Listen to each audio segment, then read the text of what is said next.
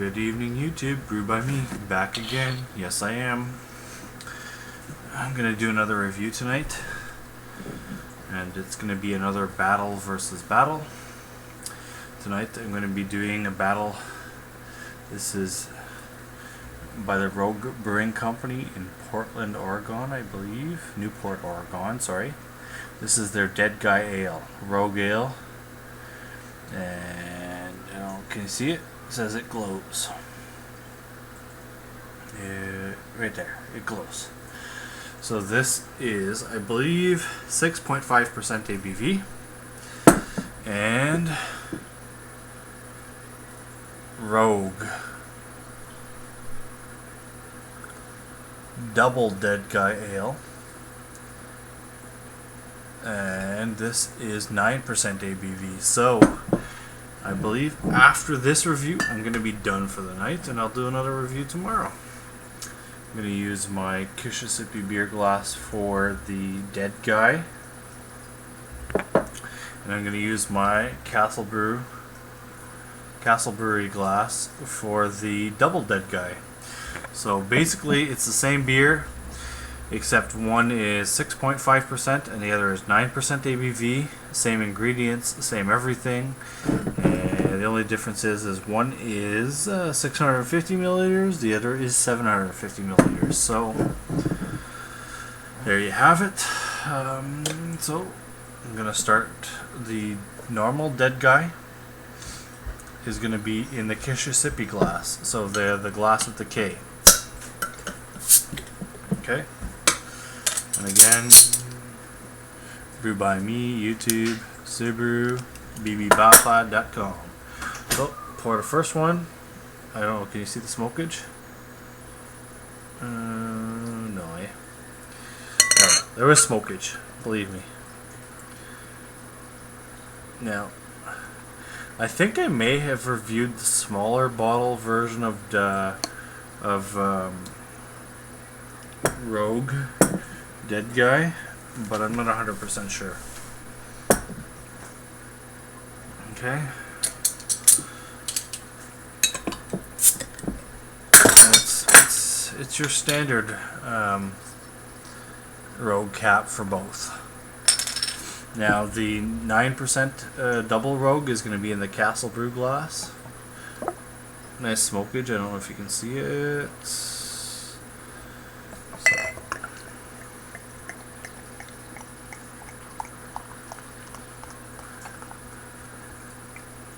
So basically, this battle is just going to be, because they're the same beer, except one's the regular Dead Guy and one's a double Dead Guy.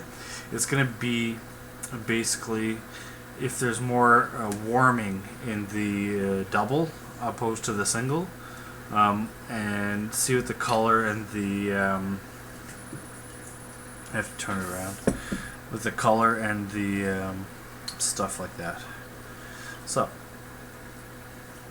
side by side, you can see it. I don't know how clear it is, but the single Dead Guy Ale is slightly lighter in color than the double Dead Guy. Okay? They have about the same amount of carbonation in both glasses. The single Dead Guy Ale has about a half a finger of head, and the double Dead Guy Ale has about a finger and a quarter of head. So they're both filtered, as you can see. They're see-through. So let's go with the smell.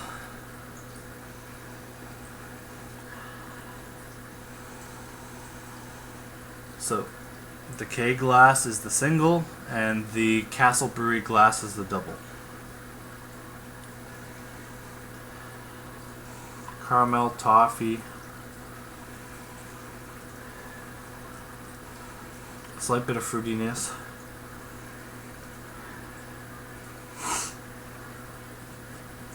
And it has kind of like a citrusy, tropical fruit kind of bitterness in the back there. Now, this is the Castle Brewery one, so it's a double Dead Guy Ale, so 9% ABV.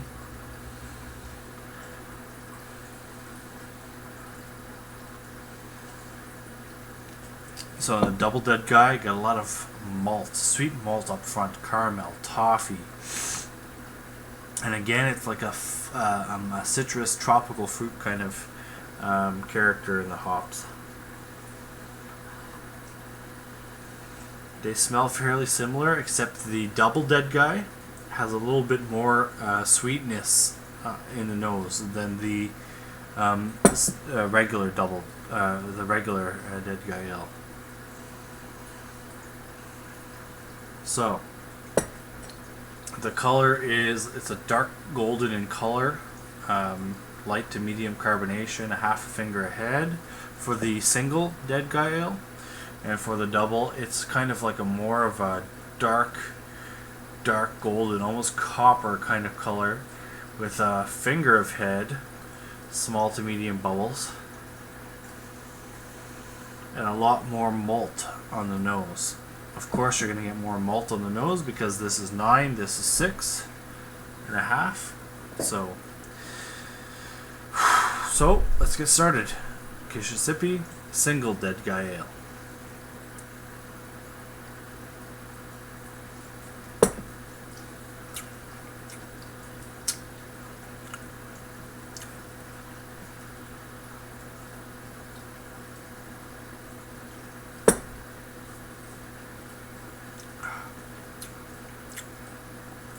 So, the Single Dead Guy Ale in the big 650 milliliter bottle.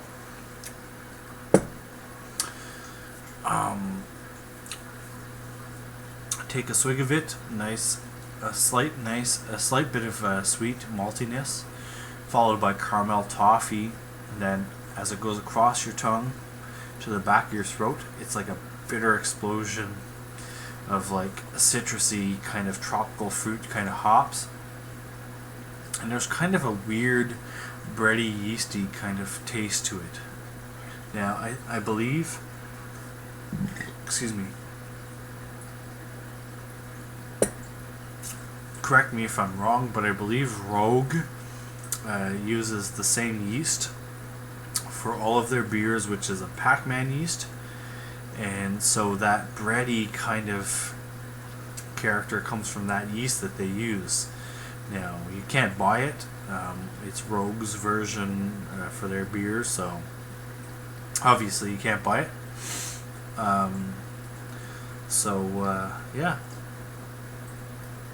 So, like I said, take a swig, nice sweetness, nice caramel toffee notes, followed by like a bitter explosion kind of breadiness, and it finishes nice and dry. It's a fairly sessionable beer, the normal Dead Guy Ale, obviously, but it's high on the ABV, so it's 6.5. So, you know,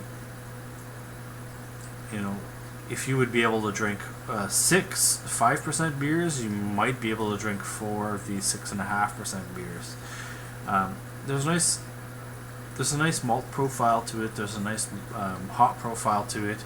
It's fairly well balanced. It's average.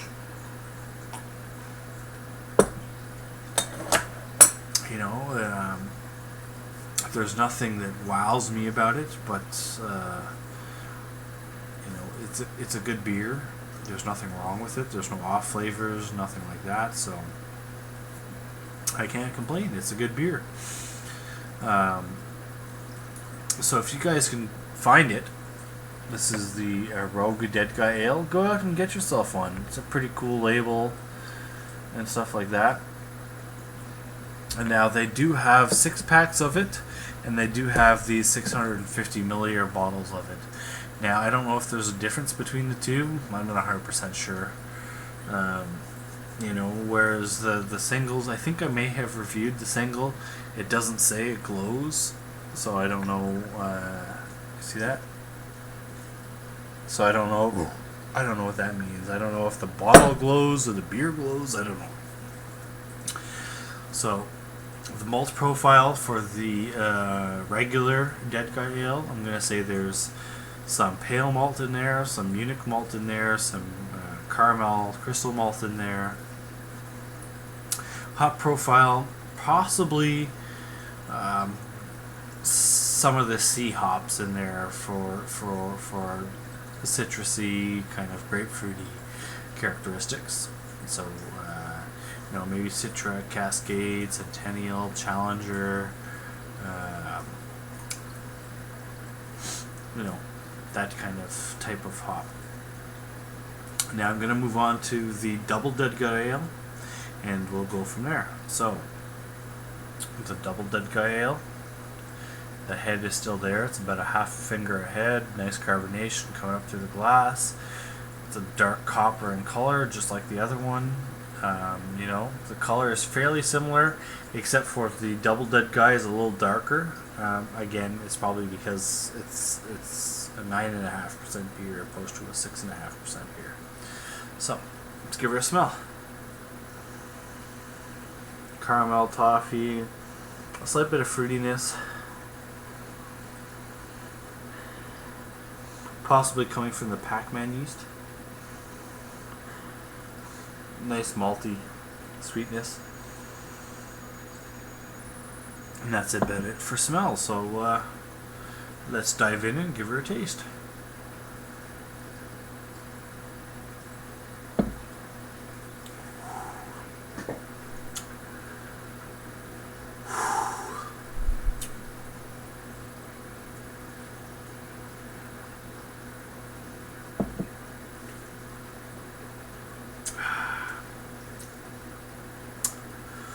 Okay, so the Double Dead Guy at 9.5% ABV. There's a slight bit of warming from the alcohol,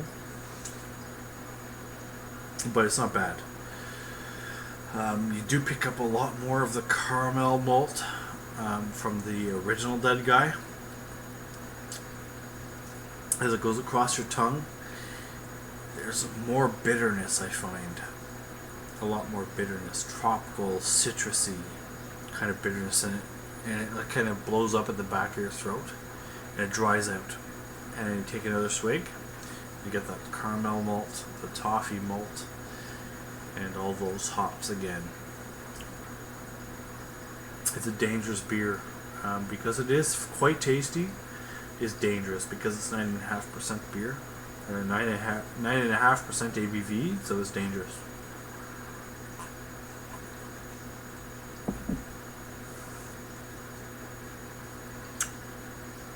Because it's fairly easy drinking, and it's fairly well balanced with malt and hops. I'm not going to say it's like blowing my mind, but it's a decent beer. I'm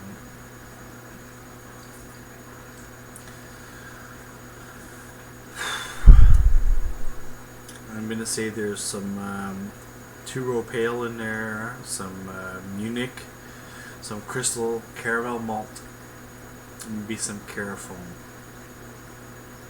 for the malt profiles in both beers.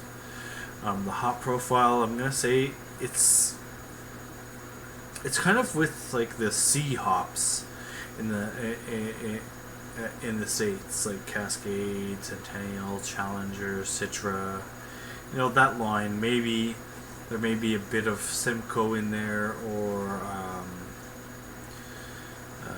Warrior, but in both beers they're exactly the same kind of hop characteristics and the same type of malt characteristics. Now, the 6.5% beer, which is the Double Dead Guy, the regular one, is a slightly more easy drinking, clean, crisp, refreshing type of beer, more of a sessionable beer, whereas the Double Dead Guy Ale is more of you drink one of these and you feel a nice warming sensation, and you get a nice malty complexion opposed with a slight bitter complexion. So it's fairly well balanced there. But the 9.5% beer, which is the Double Dead Guy, I wouldn't say is sessionable. You have one of these and you're good to go. Whereas the 6.5% Dead Guy is slightly more sessionable. and you can drink more of them. You know, and it's fairly good with like steak and hamburgers and more of the beef line opposed to the chicken line. It's really good with that. And maybe even if you add a little bit of spice to your steak or your hamburger, maybe curry would be a good pairing for for these beers with the double dead guy and the regular dead guy, because the beer is fairly malty and fairly even malt and bitterness. So there you have it, another clash of the clans, so to speak. Double dead guy versus dead guy, 6.5 versus 9. The flavor characteristics are fairly similar in both. The hop characteristics are fairly similar in both, except for the fact that the double dead guy has a lot more maltiness to it opposed to the dead guy. So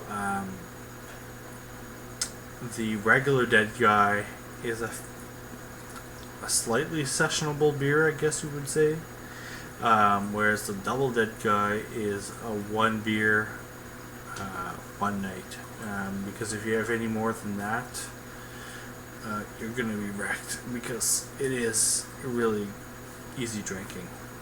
So there you have it, my mini series, Rogue versus Rogue. You know, Rogue regular versus Rogue double. You know, like there's not much flavor differences. There's not much aroma differences. The only real difference I could tell you is that the Rogue double has a little bit more of a warming sensation and a little bit more malt characteristics opposed to the single dead guy. So if you want a beer to session, I would go with the double dead guy, the dead guy. If you want a beer to try to get drunk pretty fast, then you would go with the double dead guy. Now, the malt profile, the hop profile, yada yada yada, is all of the same between the two. The only difference is they use more malt and hops for the double dead guy than they do for the dead guy. The dead guy is more sessionable, whereas the double dead guy is like one beer and you're good. So I hope you guys enjoyed the video. Please rate, comment, subscribe, leave any suggestions or ideas in the comments box, and I'll get back to you as soon as possible. I am going to finish these two beers, and I may do another review. I'm not 100% sure on that yet, but I may. So please bear with me, and I'll see you next time. Bye for now.